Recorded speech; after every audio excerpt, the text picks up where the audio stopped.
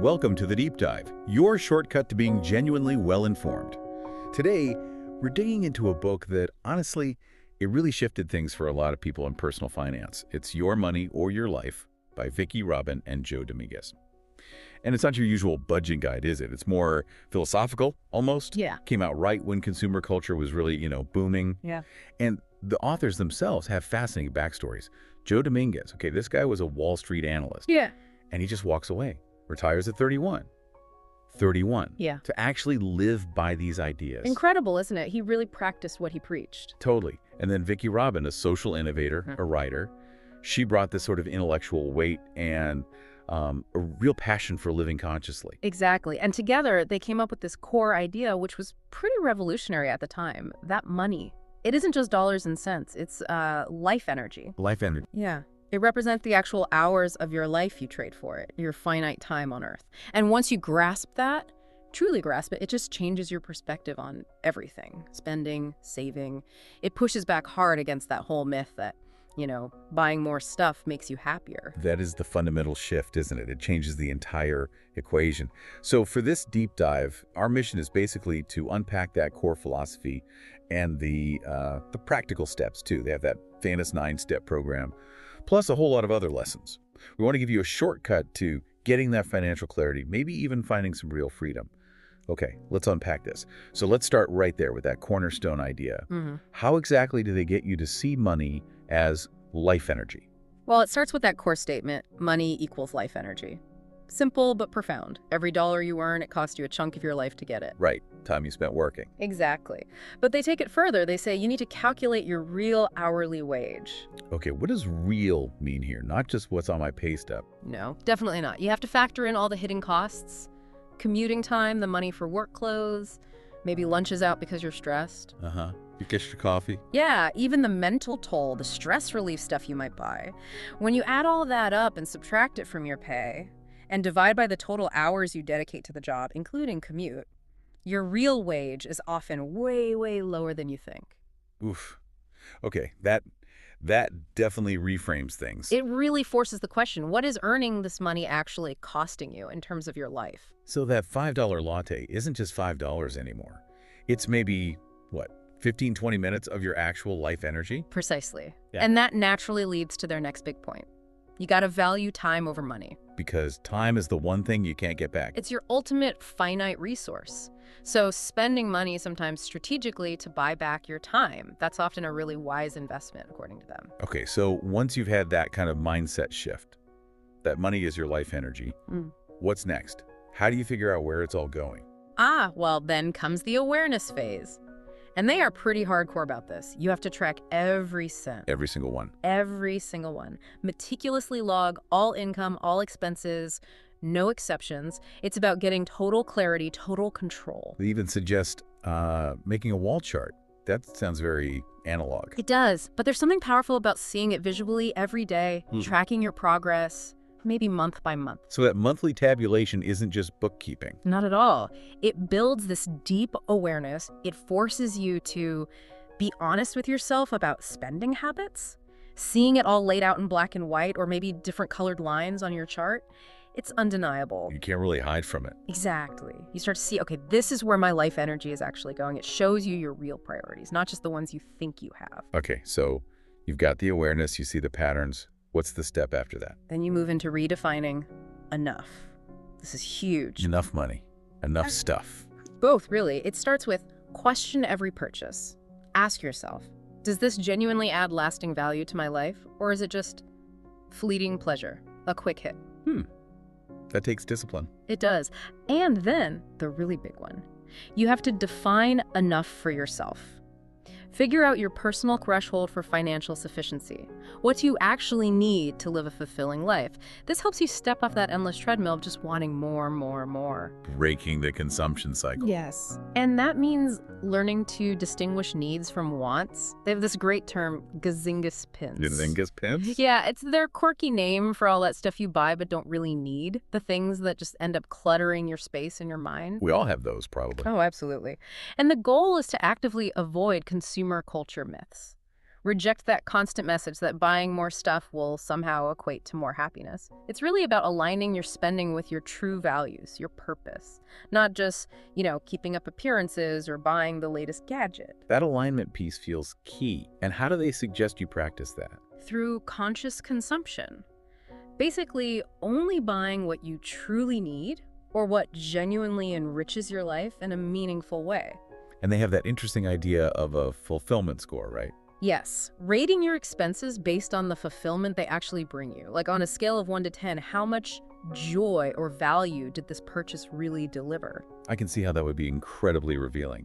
Like, that subscription I never use, maybe a 1 out of 10. Exactly. It makes a value proposition really clear. So awareness leads to defining enough, which leads to more conscious spending. What about the practical habits for saving money? Right, this is where they connect frugality to freedom. The core idea is frugality is freedom. Not deprivation. No, that's the key distinction. It's not about being miserable or cheap. It's about being smart, cutting out the wasteful spending. Because doing that frees up your life energy, your time, and your money for things that actually matter to you. And this ties into simplifying things overall. Absolutely. Simplify your life. Less stuff, less clutter, fewer obligations. It leads to more mental clarity, more space, often more joy. Sounds appealing. And the foundation for all this is learning to live below your means. Consistently spend less than you earn. That's how you build security and, ultimately, that freedom we talked about. But that's harder than it sounds, especially when you get a raise or something. Oh, definitely. That's why they warn strongly about lifestyle inflation or lifestyle creep. That trap where your spending just rises to meet your new income. Exactly. You get a raise, you buy a bigger house, a fancier car, and suddenly you're no better off financially, maybe even more stress. You haven't gained any ground. So resisting that urge is crucial. How do you do that with all the societal pressure? It's tough. But they offer concrete habits. First, an emergency fund is essential, non-negotiable. That's your safety net. Right, the buffer. Then, they are really clear that debt is a life energy trap. Avoid it like the plague, or work systematically to eliminate it. It just drains your resources and your mental energy. Freeing yourself from that burden. Yes. And they also say avoid retail therapy. Don't use shopping as an emotional fix. Guilty as charged sometimes. We all can be. Instead, practice delayed gratification. And just learn the power of saying no. Saying no to impulsive buys, saying no to keeping up with others. That little word no can be powerful. Incredibly powerful for financial health. Okay, so you're tracking, you're conscious, you're living below your means, you're tackling debt. What about making your money grow? That's the next phase, making your money work for you. So, invest to create passive income. Passive income, the dream, right? It's a key component. You need to learn basic investing principles, understand things like compound interest, maybe low-cost index funds. They aren't pushing risky day trading. More like sensible long-term strategies. Exactly. And they suggest practical things like trying to diversify income streams if possible. Don't rely on just one source. Side hustles, maybe. Or investments. Could be. And crucially, use automation for saving and investing. Set it up so the money moves automatically. Make it effortless. Take the decision-making out of it each month. Precisely. Make your good habits automatic. And all this investing, it builds towards something specific they talk about.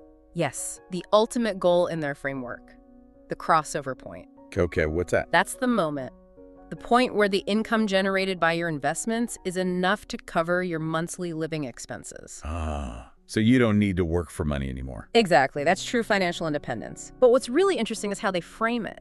It doesn't automatically mean you quit working and sit on a beach. No. No. It means you now have the freedom to choose work based on passion, purpose, enjoyment, not just necessity.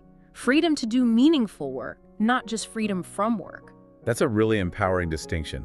Financial independence gives you choice. Choice and control over your life energy. This goes so much deeper than just budgeting, doesn't it? It gets into psychology, values. Oh, absolutely.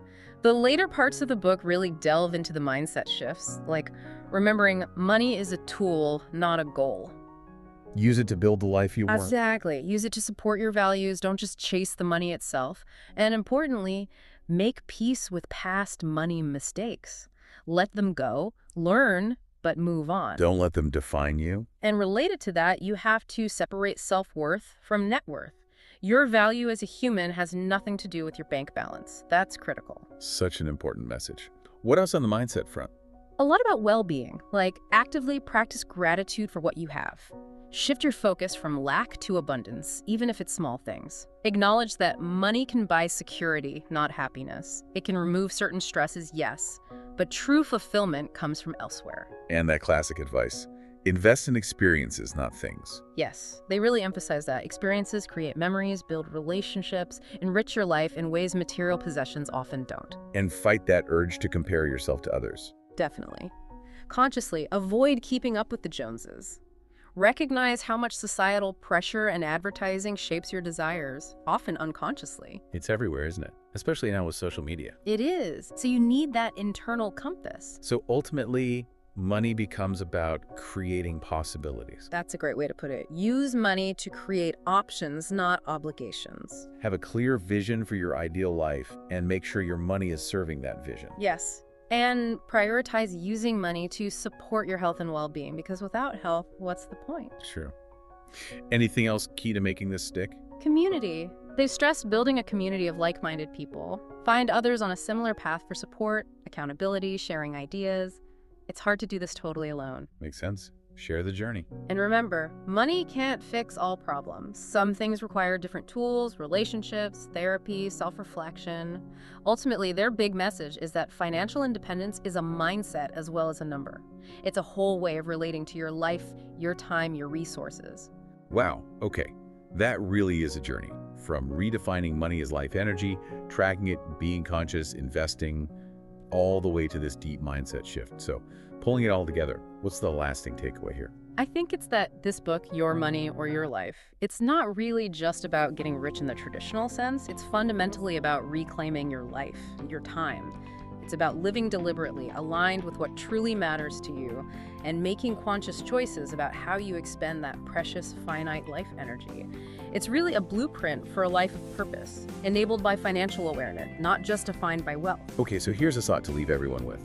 If this book pushes us to question the life energy cost of every single purchase, every dollar spent, what happens when we consistently apply that lens, not just to our finances, but to how we choose our work, how we consume, maybe even how we define happiness itself, long after we might reach that crossover point?